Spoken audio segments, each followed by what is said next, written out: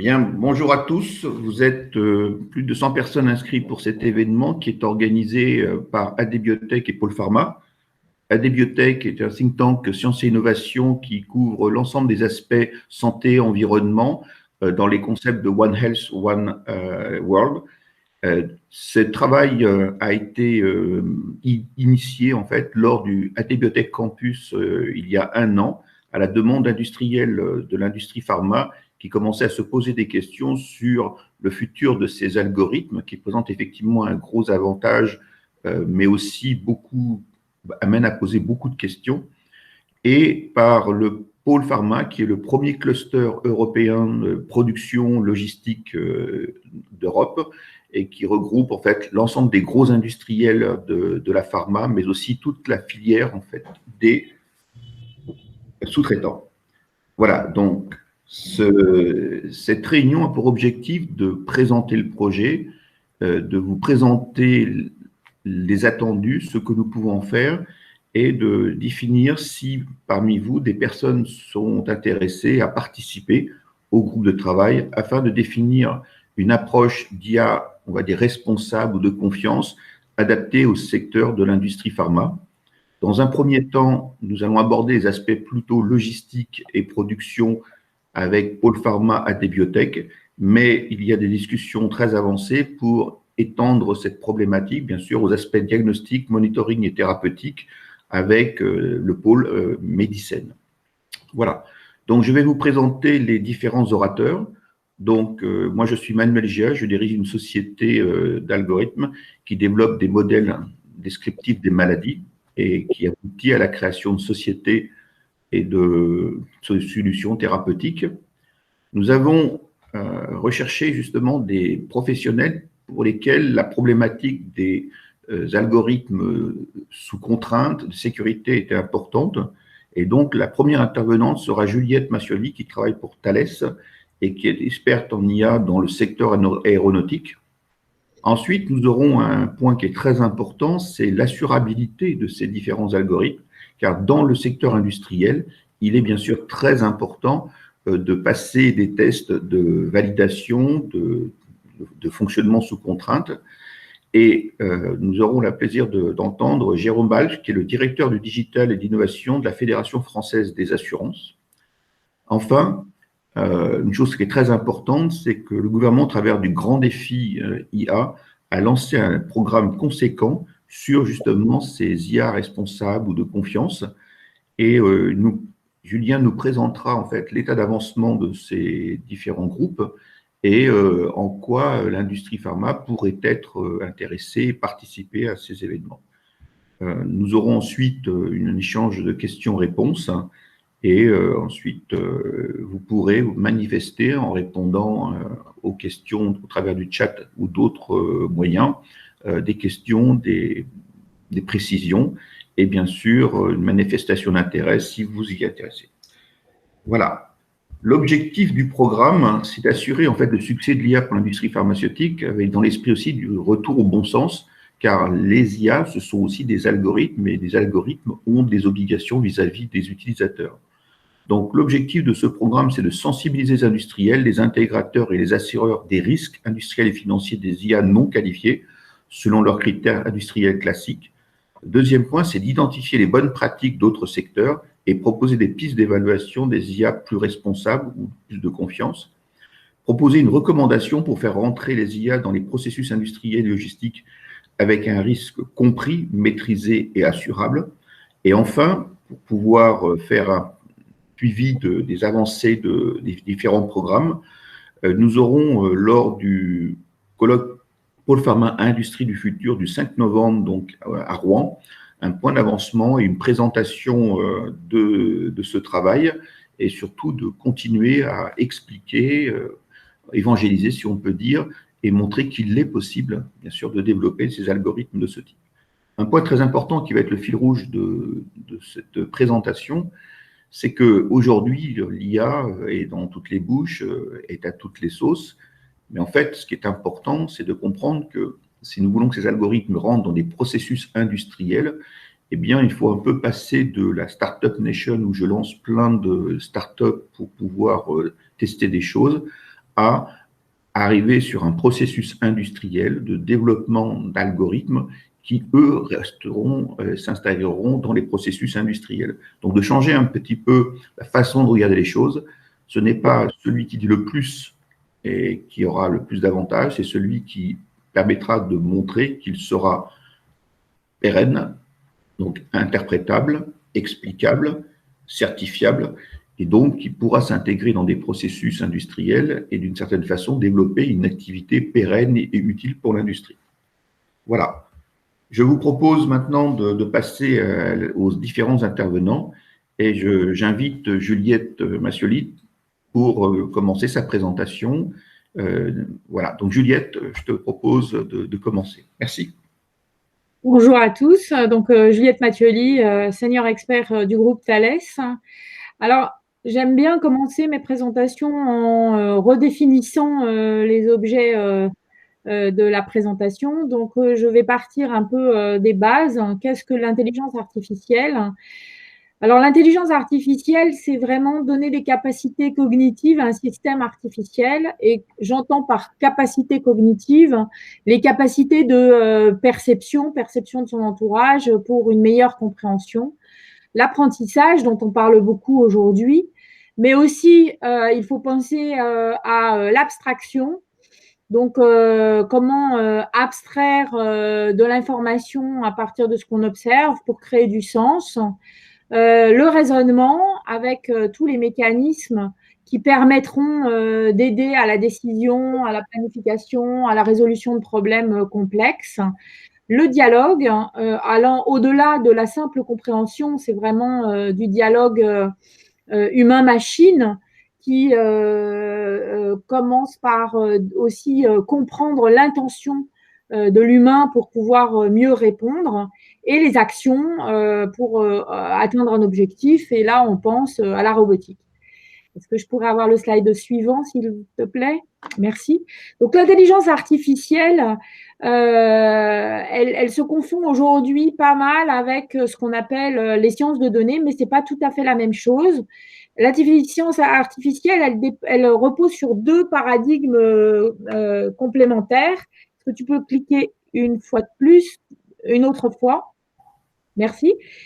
Qui est l'IA dite statistique et connexionniste, donc l'IA des données, et de l'autre côté, l'IA symbolique. Il se trouve qu'il y a une intersection non vide entre la science des données et l'IA connexionniste, l'IA statistique. C'est là où on va trouver le machine learning, l'apprentissage profond. Mais ce n'est pas tout à fait la même chose, puisque la science des données embarque des disciplines telles que les statistiques. Alors, les deux paradigmes sont différents et sont complémentaires au sens où même nous, en tant qu'humains, on raisonne et on apprend de cette façon. En effet, l'IA statistique et connexionniste part des données pour essayer d'en inférer un modèle. Donc, c'est un peu comme quand on présente à un enfant une pomme, une deuxième pomme, une troisième pomme. À la fin, il va reconnaître une pomme, même si sa couleur est verte, il sait que c'est une pomme. Donc, il a, à partir de données, d'exemples, inféré un concept, modèle, et grâce à ça, il va pouvoir reconnaître son environnement, comprendre ce qui se passe. C'est l'IA à la mode aujourd'hui. Mais il y a l'autre partie, l'autre paradigme qui est l'IA symbolique, et là qui est un peu différent, c'est on part de quelques exemples et surtout d'une modélisation en général tirée d'une expertise, d'une connaissance métier, pour inférer la résolution d'un problème, une décision et ce genre de choses. C'est dans ce domaine, dans ce paradigme qu'on va trouver ce qu'on appelait autrefois les systèmes à base de règles, les systèmes experts, mais c'est là où on trouve aussi les systèmes à base de connaissances, la programmation par contrainte et d'autres techniques. Alors, comme dans la vraie vie, en fait, est-ce que tu peux cliquer une fois encore? Merci. Dans la vraie vie, en fait, non. Voilà. Ah, le slide d'avant. Merci. Dans la vraie vie, en fait, on a besoin des deux et on a besoin d'hybrider ces deux approches je vais citer l'exemple des traducteurs automatiques de langue.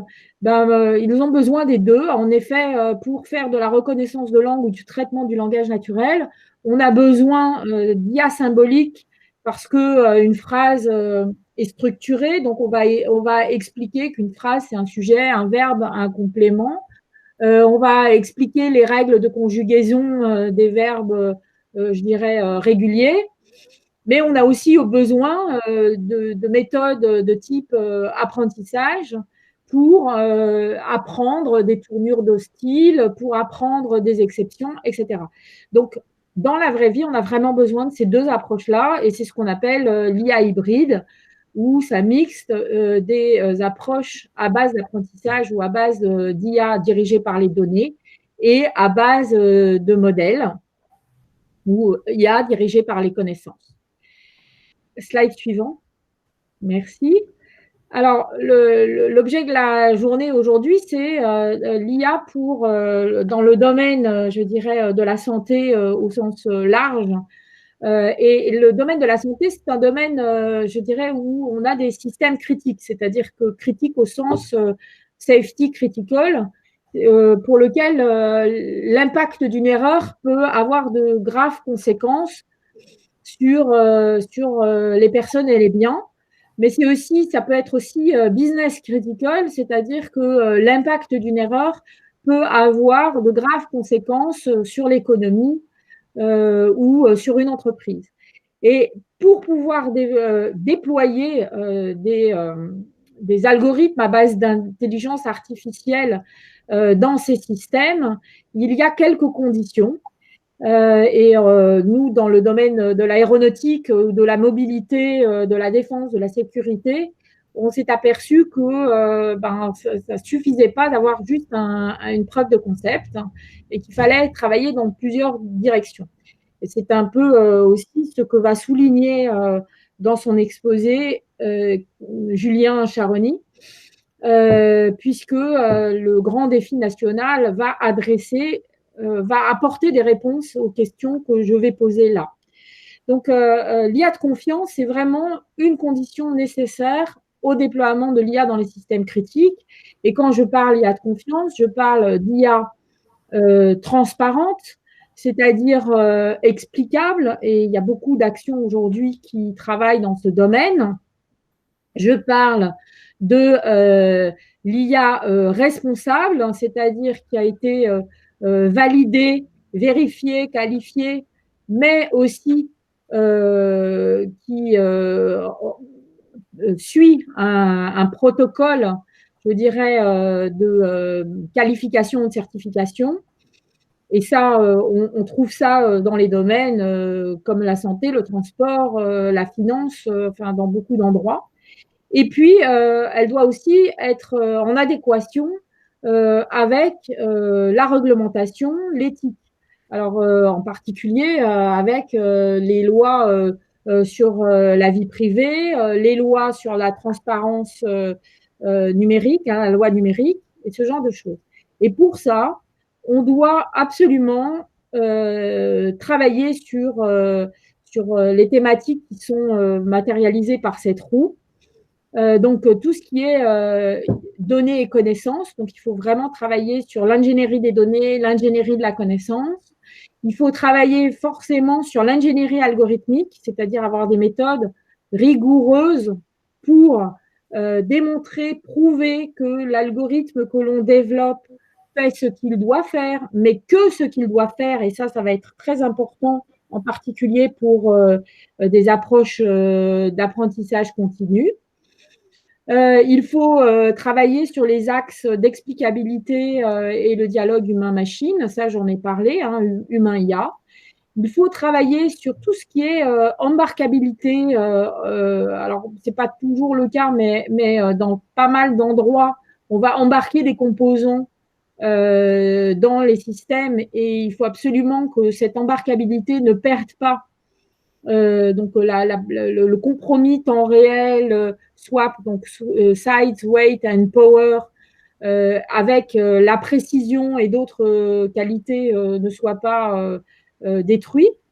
Et puis tout ce qui est le cycle de validation, qualification, certification. Donc ça, c'est au niveau système. Donc c'est l'ingénierie système qui est à revoir, et en particulier l'ingénierie des systèmes critiques. Et enfin, tout ce qui est responsabilité et éthique, il faut le prendre quasiment by design. Donc tous ces axes-là sont à développer. Donc si je devais faire une synthèse, l'IA, ça n'est pas que l'IA des données, c'est l'ensemble de l'intelligence artificielle, donc avec plutôt l'IA des données qui sont l'IA des sens pour la perception et l'IA symbolique qui est plutôt l'IA du sens. Donc il faut couvrir cet ensemble, et pour résoudre un problème complexe, on a besoin des deux, donc on a besoin d'hybrider. Et ensuite, pour pouvoir déployer un POC, c'est bien, c'est une preuve de concept comme quoi on répond à la question, mais c'est le début du chemin pour pouvoir déployer dans un système critique et pour pouvoir ensuite le mettre en opération.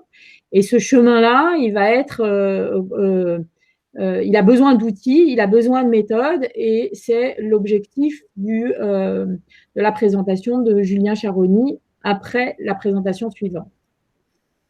Voilà. Merci Juliette. Donc maintenant, je vous propose de passer à la présentation de Jérôme Valls qui va justement nous montrer l'impact de ces algorithmes et comment les assurances vont interpréter la robustesse et la responsabilité et de répondre aux questions qu'est-ce qu'il sera à terme assurable et non assurable. Voilà, donc je vous remercie et maintenant on passe à la présentation donc de Jérôme. Merci. D'accord. On a une chaîne de recours qui potentiellement peut être complexe ou se complexifier par rapport à l'existant, sur lequel l'expérience de l'aéronautique, Juliette en parlait, l'expérience de l'aéronautique est une manière de se dire que finalement, ça sera peut-être complexe, voire plus complexe, mais c'est possible parce qu'on a déjà réussi à traiter des problématiques de responsabilité avec des chaînes de responsabilité complexes. Il y a 4 régimes aujourd'hui qui peuvent s'appliquer en fait à ces différentes problématiques. Il y a le régime en fait en termes de responsabilité civile des produits défectueux. Il y a les régimes également du fait des choses, le régime du fait des animaux. Est-ce que demain il faudra créer un régime de responsabilité civile spécifique du fait des robots, du fait des IA, des robots étant un terme englobant en fait cette notion d'IA?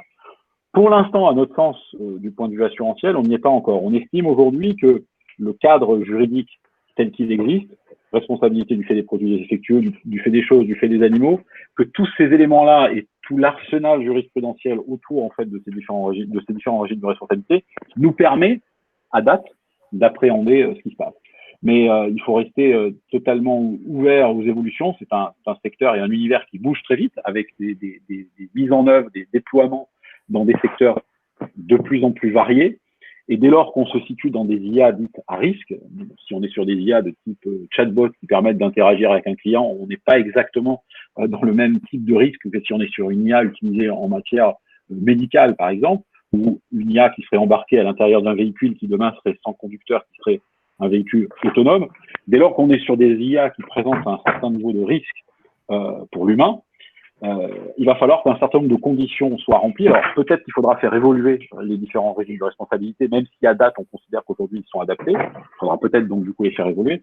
Et ensuite il y a un certain nombre de conditions qu'il faudra remplir de notre point de vue. D'abord en fait en assurance on aime bien les séries, on aime bien des événements reproductibles à l'identique, on aime bien des événements dont on peut expliquer la cause, remonter la chaîne de responsabilité de manière aisée. Là évidemment quand on liste tout ça, on se rend compte qu'en matière d'IA dans des systèmes complexes, de l'IA en matière de santé ou dans l'univers pharmaceutique, on ne va pas être dans ce champ-là. Donc, il va falloir qu'on observe, qu'on collecte de la donnée, qu'on puisse comprendre un petit peu comment ces déploiements évoluent. Il va falloir qu'on dispose de traçabilité aussi. Donc, ça veut dire qu'il faudra que les IA embarquent. Alors, des boîtes noires, j'aime pas le terme, mais c'est le terme consacré pour les boîtes noires en matière aéronautique, mais boîte noire en informatique, ça veut aussi dire une black box, une boîte dont on ne peut pas expliquer ce qui se passe à l'intérieur, qui est précisément ce qu'on veut éviter en matière d'IA. Donc, je dirais plutôt des boîtes oranges, elles sont oranges en plus, les boîtes noires en matière aéronautique. Donc, il nous faudra en fait effectivement conserver de la donnée, collecter de la donnée, la conserver pour pouvoir ensuite exercer ces recours en responsabilité. Donc ça, c'est la première condition en fait de l'assurabilité, c'est disposer de suffisamment de données, de se bâtir en fait des séries historiques d'événements, bâtir de la connaissance pour pouvoir ensuite affiner le pricing en fait des produits assurantiels en matière de responsabilité d'IA. Le deuxième élément, et il est très important, et je pense que du coup Juliette en a parlé et ça fera la transition avec Julien également. La certification ou l'homologation des IA sera évidemment un élément clé. Alors dès lors, à nouveau, il ne faut pas que la validation ou la certification empêche en fait ou freine l'innovation. Il faut que ça ne s'applique que sur des IA, on va dire des IA fortes, des IA à risque fort avec l'homme. Et dès lors que effectivement on a des interactions qui présentent un danger, qui peuvent amener à des prises de décision qui peuvent être néfastes, dont les conséquences peuvent être néfastes ou défavorables à un individu, là, il faudra effectivement qu'on ait des dispositifs de validation et de certification. Et ces dispositifs et ces enjeux, à notre sens, mais ça semble évident, mais je pense qu'il faut bien le garder en tête, il faut impérativement que ces enjeux soient traités dans un cadre supranational le plus large possible. Le niveau européen étant le premier, le niveau à minima. On ne peut pas se permettre sur des enjeux comme cela de fragmenter les choses, sinon effectivement on renchérira considérablement les coûts. Donc voilà, observer, collecter les données pour se construire une connaissance de ces enjeux en matière assurantielle, certifier, homologuer autant que faire se peut à travers des processus indépendants, et puis ensuite raisonner autant que faire se peut dans un cadre supranational à minima européen. Tout à fait. Voilà moi ce que je peux vous indiquer en première approche. Peut-être aussi pour préciser, une IA qui est intégrée dans un processus de production, la responsabilité, c'est si la production plante, les enjeux sont colossaux aussi en termes de dizaines de millions pour certains secteurs, comme par exemple le vaccin ou d'autres secteurs. Donc, on voit bien que dès qu'il y a un enjeu de risque ou un enjeu financier ou de temps, la recherche de la responsabilité va être quelque chose de très important. Et donc, il va être très important que les IA soient développées pour pouvoir être certifiées à un moment donné, aussi bien dans les process de production ou de logistique que dans les process de diagnostic, de monitoring ou de thérapeutique. Et c'est ça qui est très important. Et pour information, le deep learning, pour l'instant, ne permet pas de résoudre ce problème tel qu'il est aujourd'hui. Ça ne veut pas dire qu'on ne peut pas faire autrement. Et là, justement, je donne la transition pour Julien, qui va nous parler justement de ces programmes et des travaux qui sont lancés pour permettre en fait de produire et de construire des IA qui seront sécurisés et qui répondront donc à ces différents objectifs. Et là, on va voir donc sa présentation. Voilà. Bonjour, donc Julien Chiaroni, donc moi je m'occupe d'un défi sur tout ce qui est IA de confiance pour les systèmes critiques. Donc si on peut juste passer au niveau du slide d'après, donc désolé pour les slides en anglais, c'est un défi qui est en fait une initiative du Conseil de l'innovation, qui est une instance gouvernementale qui travaille en fait sur les priorités en termes d'innovation de rupture au niveau de l'État, qui va faire un certain nombre de recommandations en termes de politique publique sur ces sujets-là, et qui va intervenir dans certains domaines particuliers au travers de programmes qui sont les programmes grands défis, de manière à pouvoir lever un certain nombre de verrous à la fois sociétaux, économiques, technologiques. Et il y en a 5 actuellement qui sont en cours. Donc moi, je m'occupe sur l'IA de confiance et tout ce qui est certification de l'IA. Mais il y en a un aussi, par exemple, sur tout ce qui est l'IA pour le diagnostic dans le domaine de la santé. Juste le slide d'après. Donc, pourquoi est-ce qu'on a fait ça? C'est un sujet qui avait été souligné dans le cadre du rapport Villani, en fait, de la mission Villani dans le domaine de l'intelligence artificielle, avec tout ce qui tournait autour des black box qui était mentionné tout à l'heure. Et c'est aussi une volonté des acteurs industriels, alors pas forcément de tous les secteurs industriels, mais des acteurs industriels, notamment des systèmes critiques, de se poser la question de l'IA de confiance. Puisque quelque part, il faut bien le dire, c'est-à-dire que comme l'a précisé Juliette tout à l'heure, l'IA, ce n'est pas que le deep learning.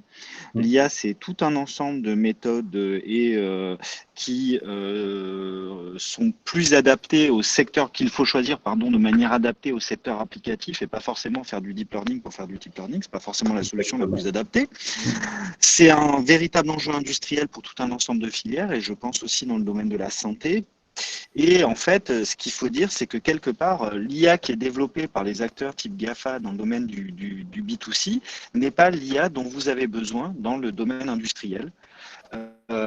Parce qu'elle n'est pas adaptée, parce qu'elle ne répond pas à des contraintes de sûreté et de sécurité, parce qu'elle n'est pas forcément explicable pour tout un ensemble de raisons. Et donc, c'est un véritable enjeu de compétitivité pour l'industrie, mais c'est aussi un véritable enjeu pour le secteur industriel que d'intégrer de l'IA dans le secteur industriel pour les différents besoins, à partir de quelque chose qui finalement donne beaucoup de promesses dans le secteur du B2C, mais qui n'est pas forcément adapté à vos besoins. Si on peut juste passer au slide d'après. Le slide d'après, c'est que quelque part, finalement, aujourd'hui, on discute plus ou moins du secteur de la santé ou autre, mais tous les secteurs industriels ont à peu près cette même problématique. C'est-à-dire que le secteur de la mobilité, Jérôme en parlait, le véhicule autonome a cette problématique, le secteur de la sécurité et la défense a cette problématique, le secteur de l'industrie 4.0, on parlait des chaînes de production à cette problématique, tout ce qui est énergie, par exemple, avec les réseaux électriques intelligents et tout ce qui est adaptation de l'offre et de la demande au travers de pilotage intelligent des réseaux a cette problématique. Donc c'est vraiment une problématique qui est partagée par tout un ensemble d'acteurs qui ont un poids important au niveau de l'industrie française et de l'industrie européenne. Et pour répondre à ces besoins-là, il faut tout un ensemble d'enablers. Il y a les infrastructures. Par exemple, pour faire de l'IA, il faut des infrastructures de calcul. Il y a les problématiques de données et de connaissances métiers. Allô? Il faut bien le préciser, vous avez des connaissances métiers, elles sont... Et oui, vous m'entendez? Oui. De connaissances métiers. Il y a tout ce qui est, on va dire, à proprement parler du développement de l'IA, il y a tout le matériel, et puis il y a ce qu'a précisé Juliette juste avant, il y a toute la partie fondamentale qu'on oublie, qui correspond finalement à toute cette adaptation du secteur du B2C au secteur du B2C, qui est l'ingénierie algorithmique, c'est-à-dire qu'on ne peut pas se permettre de faire des IA de la manière des GAFA pour ces applications-là. Il faut arriver à les construire d'une telle manière qu'on puisse arriver à prouver la confiance, la sûreté, la sécurité, la traçabilité, l'explicabilité, prouver des éléments par rapport au processus, faire de l'interprétabilité également. Donc, c'est vraiment un élément central et qui permettra après de pouvoir vraiment tirer profit des potentialités de l'IA dans tous ces secteurs-là. Si on passe au slide juste après, c'était juste pour préciser que c'est quelque chose qui va arriver en fait. Ça, c'est un extrait du white paper de la Commission européenne sur l'IA. Donc, c'est pour l'instant à ce stade qu'un white paper qui est discuté au niveau des États. Mais il y a quand même toute une réflexion au niveau de la Commission européenne sur de la réglementation dans les applications que Jérôme qualifiait tout à l'heure de à haut risque. Et comment sont qualifiées les applications à haut risque? Elles le sont qualifiées suivant deux aspects. La première, c'est l'application. Le secteur d'application, donc la santé par exemple est explicitement mentionné au même titre que la mobilité, et après, finalement, tout ce qui peut avoir un impact sur les biens et les personnes, le domaine industriel ou d'autres domaines en particulier. Donc, ce que je veux dire par là, c'est que la Commission européenne, notamment dans son programme des 100 jours, réfléchissait à tous ces sujets-là autour de l'IA de confiance et notamment se pose la question des applications à haut risque et qui demain vont devoir remplir un certain nombre de conditions pour pouvoir être déployées et qui vont être aussi les conditions que Jérôme mentionnait tout à l'heure pour avoir des stratégies rassurantielles par rapport à des problèmes dans le cadre de chaînes de processus ou de production, par exemple de vaccins, comme le mentionnait Manuel tout à l'heure. Donc ça, c'est vraiment un élément qui est important, c'est-à-dire qu'il y a une réflexion au niveau européen sur toute la stratégie qu'on va adopter pour pouvoir avoir des garanties et peut-être à terme une réglementation. Ce n'est pas encore fait dans ces secteurs-là. Si on passe au slide d'après, alors comment est-ce qu'on adresse ça, nous, dans le cadre du défi que je pilote?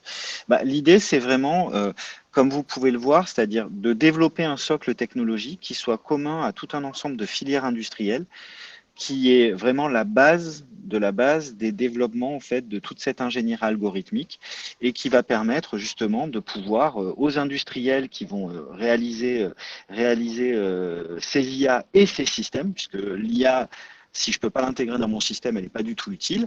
Donc, de la donnée jusqu'au système complet, de pouvoir les accompagner dans leur chaîne de conception de l'intelligence artificielle.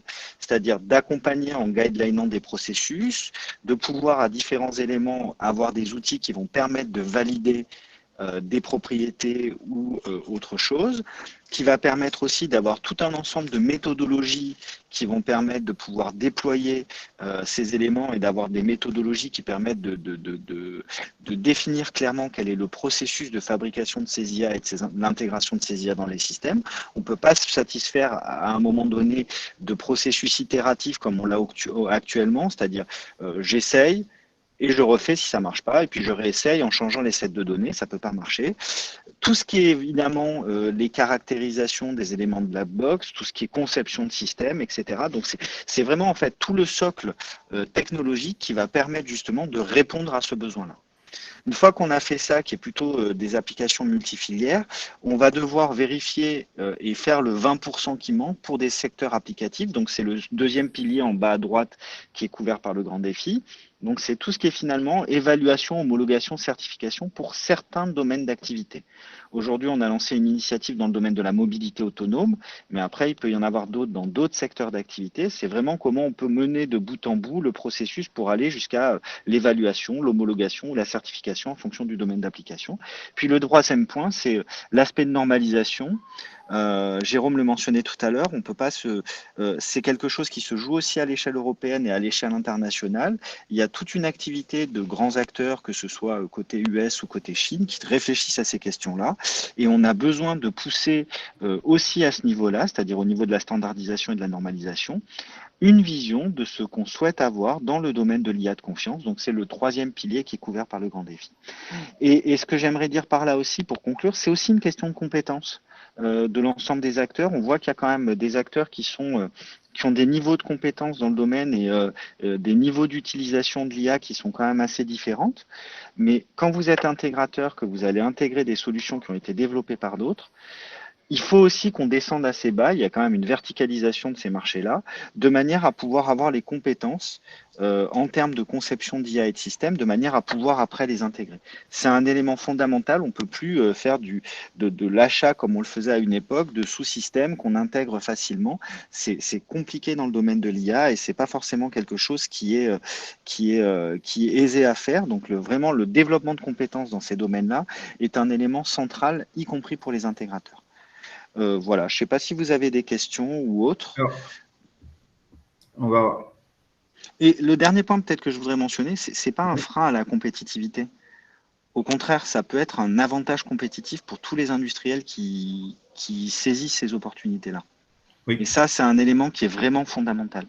C'est-à-dire que quelque part, on est vraiment dans une situation où beaucoup testent les promesses de l'IA en faisant des preuves de concept, et des preuves de concept, et des preuves de concept, etc. Le problème, c'est qu'on ne pourra jamais scaler et en faire vraiment une application ou un business si on n'arrive pas à avoir une chaîne de conception de ces solutions-là qui est fiable, scalable et qui répond à tout un ensemble de contraintes qui sont les contraintes industrielles, qui ne sont pas forcément les contraintes de d'autres acteurs dans le B2C. Tout à fait. Merci Julien. L'objectif de cette conférence, c'est de sensibiliser, de vous expliquer et de vous donner des éléments pour discuter avec vos hiérarchies et vos prestataires. Il n'est pas anormal d'être exigeant, de demander de la normalisation. Ce n'est pas un gros mot. En pleine période, vous savez, de Startup Nation, où plus je dis tout et n'importe quoi, plus je vais lever des fonds. En fait, l'objectif de ce programme, pour nous, c'est de permettre à ceux qui travaillent correctement, qui vont faire un développement qui va permettre une certification à la fin, c'est beaucoup moins sexy, sauf que ces sociétés-là, en fait, auront des applications qui seront pérennes et qui pourront être assurées. Donc, le point très important de cette étape, c'est attention, l'époque où on faisait une IA rapidement et en disant demain on rase gratis, eh bien, ça va être terminé pour les IA de prise de décision. Ensuite, et c'est pour ça que Pôle Pharma est très impliqué, c'est que dans les processus industriels et logistiques, aujourd'hui, les équipes Industrie 4.0 qui faisaient des tests et des essais, bien, le jour où elles vont rentrer en opérationnel, eh bien, il ne faudra pas qu'on se dise « Ah ben tiens, on a oublié de tester et de valider, ça faudrait que ça soit fait avant. Et le point, c'est que pour le faire, c'est une façon d'entraîner les machines, c'est une façon de les entraîner et de les développer. Et aujourd'hui, à mon avis, peu de gens dans notre secteur développent les IA dans le bon sens. Hein, Julien, tu m'avais dit que sur tous ces programmes grands défis, il n'y a pas un seul industriel de la santé ou de la pharma. Hein? Non, c'est vrai, et parce que quelque part, je pense que le secteur aéronautique, par exemple, dont parlait Juliette, ou le secteur de la sécurité défense,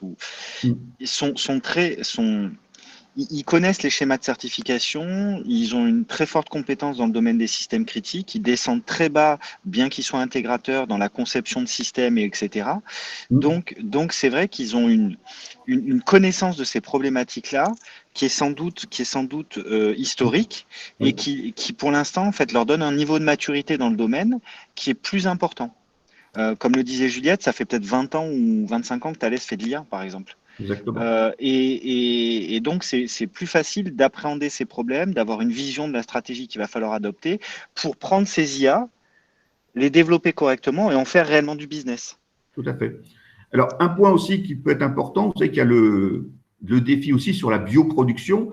Il faut savoir que ce projet est né de la réunion AD Biotech Campus. Donc, AD Biotech, c'est le think tank science et innovation transversale et qui s'intéresse à ces sujets-là. Et on voyait déjà arriver ce problème. S'il faut baisser par 100 les coûts des biomolécules, effectivement, il faudra des algorithmes, des IA. Le seul problème, c'est comment je vais les entraîner, comment je vais être sûr que les choses se passent bien. Et si Medicène, donc on a un Julien Steger donc de Medicène qui est présent, c'est que ce problème-là, on va le retrouver aussi dans le diagnostic, le monitoring et le thérapeutique. Et aujourd'hui, Medicène, qui est le grand pôle de compétitivité sur la santé, en fait, va s'intéresser à ce sujet de la même façon. Tous ces algorithmes, maintenant, devraient arriver en production. Et le point, quand on regarde, eh bien, très peu, ceux qui utilisent bien sûr le deep learning, parce que ce n'est pas les seuls, eh bien, ont un problème, c'est qu'ils ne seront probablement pas certifiables et encore moins assurables. Donc, on voit que c'est vraiment quelque chose qui devient critique si nous voulons que les IA, en fait, passent dans la phase, on va dire, de maturité, de responsabilité et délivrent ce qu'elles prétendent. Donc, maintenant, ce que je propose, c'est que s'il y a des questions, des précisions, n'hésitez pas à vous manifester, soit par le chat. Peut-être juste, Manuel, une petite précision là, par rapport à Julien. Je ne voudrais pas effectivement qu'on oppose la certification, l'homologation et l'innovation. Mon propos était juste de dire que il nous semble intéressant, et comme tu l'as souligné par rapport à la démarche entreprise par la Commission européenne, d'opérer un distinguo en fait entre des IA qui pourront être déployés dans des systèmes non critiques ou des systèmes qui ne présentent pas de risque, et des IA à risque ou à haut risque, où là, pour le coup, la certification et l'homologation est absolument indispensable. Mais c'est vrai que s'il s'agit d'aller déployer un chatbot, d'utiliser l'IA avec de la reconnaissance naturelle de langage pour un chatbot, est-ce que là, on a vraiment besoin d'être sur la certification et l'homologation? Probablement pas. Donc, c'était juste cette précision que je souhaitais apporter. Voilà, on est vraiment dans deux pôles industriels. Hein. C'est pôle pharma, c'est l'industrie, c'est la production. Medicène, c'est le développement, si tu veux, des diagnostics et thérapeutiques. Donc, effectivement, on est spécifiquement dans des IA à enjeu, on va dire, il y a décision. Et là, effectivement, l'homologation et la certification, elle va de pair, effectivement, avec l'innovation. Et la HAS, voilà, et en son temps, la HAS avait dit que les algorithmes qui ne seraient pas certifiés ne seraient pas acceptés. Donc, on voit bien qu'il y a un enjeu important et c'est possible. Je crois que ce qui est très important aussi, c'est qu'on peut développer ce type d'algorithme. Voilà. Juliette, tu as peut-être un point à rajouter avant qu'on passe aux questions? Non, mais j'étais en train d'essayer de répondre à certaines des questions via le chat, mais donc pas tellement plus que ce qui a été dit par mes deux collègues. Sachant que s'il y a une question qui a été posée, tu peux commencer à répondre. Alors, il y avait une question qui était intéressante, qui était autour de est-ce que Est-ce qu'on va définir l'art du débugage en matière d'IA complexe? Alors, en fait, la réponse, c'est justement le pilier 1 du grand défi proposé par Julien Caroni. C'est vraiment de fournir cette chaîne de conception de bout en bout. Et quand je dis conception, c'est aussi bien du composant d'IA, mais aussi du système à base d'IA qui va intégrer ce composant, en partant de la spécification jusqu'à son déploiement. Donc, en passant par la conception, le débugage, sa validation, le fait que l'algorithme est correct, c'est-à-dire il fait ce qu'il doit faire et que ce qu'il doit faire, ce qui n'est pas forcément quelque chose de simple en IA, mais aussi pour son maintien en conditions opérationnelles. Alors, typiquement, dans le véhicule autonome, il faut qu'on ait un moyen de dire, attention, là, il y a par exemple un des capteurs qui commence à avoir une défaillance, donc mon IA n'est plus aussi performante que ça. Et donc, c'est tous ces mécanismes-là qui vont être développés, conçus. Il y a encore des programmes de recherche associés à ça, autour de cette chaîne de conception. Après, il y avait une question aussi sur tout ce qui était normalisation. Alors, ça, c'est le pilier 3. Et vraiment, le pilier 3 s'intéresse justement à essayer de faire converger les personnes, parce que même au niveau de la définition de l'IA, on n'est pas tous d'accord. Et parfois, moi, j'entends des définitions où on a l'impression que IA veut dire informatique avancée et pas intelligence artificielle. Oui. Bon, après, il y a d'autres questions, donc je laisse peut-être aussi… J'ai vu qu'il y avait une question sur tout ce qui est dimension de temps réel et tout. Oui. Je pense que l'aspect, notamment à partir du moment où on va traiter des problématiques de contraintes temps réel embarquées, c'est une vraie problématique, c'est-à-dire quand on va intégrer des systèmes dans des véhicules autonomes qui doivent prendre des décisions en temps réel ou autre. Et ça, c'est des problématiques justement qu'on adresse aussi avec le lien avec toute la partie embarquée qui présente d'autres contraintes d'implémentation matérielle, de détection de fautes, etc., des contraintes temps réel. Donc ça, c'est vraiment un élément qu'on prend en compte parce que ça nous semble un élément qui est important. Et je vois qu'il y a une partie sur de l'open source. C'est des stratégies qui sont envisageables, notamment sur les questions de l'open source. C'est quelque chose qui est tout à fait pertinent. Tout à fait. Après, il y a juste un autre point que j'ai peut-être pas souligné. Il y a la question aussi qui est souvent mentionnée de tout ce qui est mise à jour over the air et donc finalement modification des algorithmes over the air, etc. avec des mises à jour. Donc on comprend bien que quelque part, et c'est pour ça qu'on le mentionnait, c'est-à-dire que il y a un cycle qui est imposé par l'IA qui impose finalement pour certains objets des mises à jour en temps réel ou des modifications en temps réel, notamment au travers de mises à jour de l'algorithme, et qui implique en fait des stratégies de validation-vérification, enfin des stratégies type IVVQ qui sont quand même différentes avec des problématiques d'assurance case ou autres. Et ça nous semble des pistes qui sont tout à fait pertinentes à étudier aussi. Tout à fait. Alors, pour rebondir et pour rebondir aussi avec la dernière question qui est sur le chat, pour certifier tous ces types d'outils, alors, il y a plusieurs façons de certifier. Il y a des certifications, je dirais, formelles, où là, pour le coup, on va essayer de démontrer, au sens mathématique du terme, qu'une propriété fonctionnelle est réalisée. Et puis, il y a des approches qui sont plutôt expérimentales, où là, on va… validé au travers de benchmarks, et c'est typiquement quand on démontre en aéronautique qu'il n'y a pas d'erreur à 10-9 près, il y a des moments où les équations ne suffisent pas et donc ça va être des bandes tests qui vont être mises, qui vont être déployées. Et donc l'idée là du grand défi, c'est vraiment d'essayer de définir des méthodologies en fonction des typologies d'IA, parce que en fonction de telle ou telle approche, ce n'est pas la même chose. L'IA symbolique peut être parfois démontrée beaucoup plus facilement que le machine learning. On a parlé de boîte noire. Donc, il y aura plusieurs façons d'arriver à ces résultats. Tout à fait. Et il y a aussi un point, c'est que ce qui va être aussi important, c'est la combinaison d'intelligence humaine et des outils pour les aider à travailler et que le global puisse arriver à une décision plus robuste. Comment on va intégrer toutes ces approches? Alors, l'humain dans la boucle, c'est très important. Il y a déjà des gens qui se sont intéressés depuis très très longtemps à l'homme dans la boucle et à modéliser, je dirais, les préférences d'un décideur. C'est toute la théorie de la décision, que ça soit dans le risque ou dans l'incertain. Je dois citer d'ailleurs le GDR IA, donc le groupe IA qui s'intéresse à ça et en particulier sur l'explicabilité, parce que là aussi, l'humain, il faut qu'il ait confiance dans sa machine, sinon il la mettra de côté. Donc l'explicabilité est un vrai enjeu. Et quand j'ai bien dit, hein, quand je parle d'explicabilité, c'est vis-à-vis de l'utilisateur. Et donc, il faut impérativement qu'on explique en termes opérationnels vis-à-vis de l'utilisateur ce que fait la machine, et pas comme certains travaux que je vois dans le monde académique qui mettent un halo sur la partie de reconnaissance. Et ça, enfin, typiquement, ma boulangère, elle ne comprend pas du tout ce que fait l'IA quand il y a un halo autour d'un chat.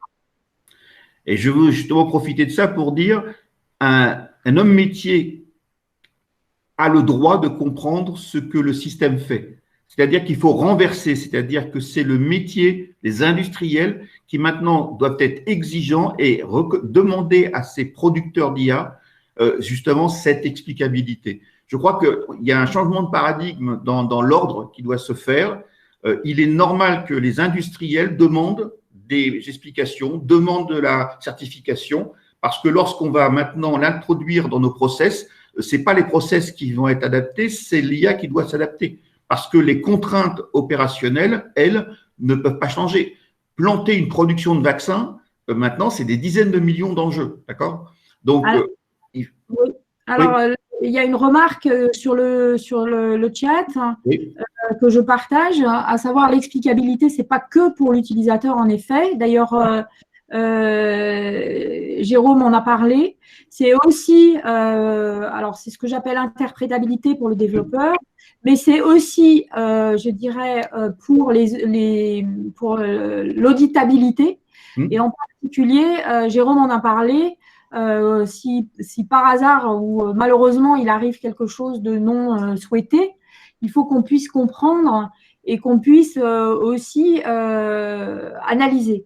Et donc, l'explicabilité est un des fondements de l'IA responsable, donc de la responsabilité. Alors, je ne sais pas si vous connaissez l'anecdote, maintenant les IA ne le font plus, vous savez, c'était pour reconnaître des loups et des huskies, vous savez, les chiens des pays froids.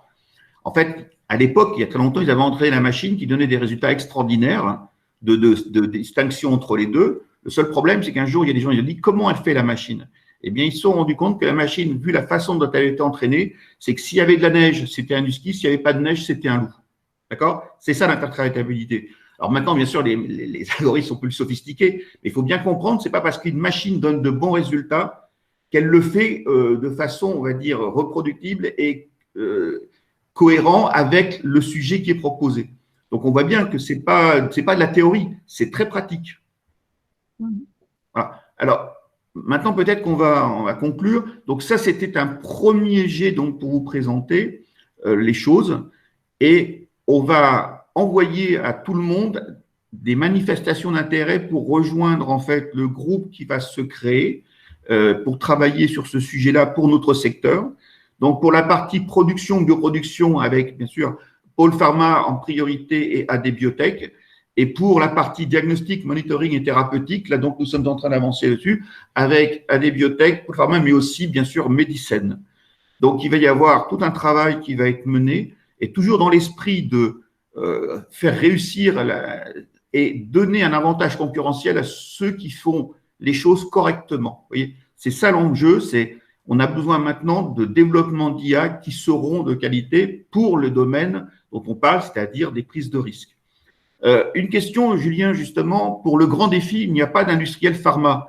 Est-ce qu'il est possible que si un industriel se dit « moi, ça m'intéresse », de rejoindre ou de pouvoir s'intégrer dans ce processus? Oui, tout à fait, c'est possible, c'est ouvert, etc. Et on serait ravis de pouvoir accueillir certains industriels du domaine de la pharma et de discuter avec eux, de voir si les développements peuvent leur convenir, etc. Et je pense que c'est tout à fait fondamental, notamment pour ces acteurs-là. Tu parlais tout à l'heure des aspects de production, de pouvoir intégrer ce type d'initiative, c'est-à-dire que ça te permet aussi de monter en compétence sur ces problématiques-là et après de pouvoir intégrer proprement des éléments de système qui sont développés soit en interne, soit par d'autres. Donc oui, c'est tout à fait possible et il faut me contacter. Tout à fait. Donc, je vais conclure. Donc, je vous remercie, bien sûr, d'avoir participé à cette première réunion. Ce n'est qu'une première étape.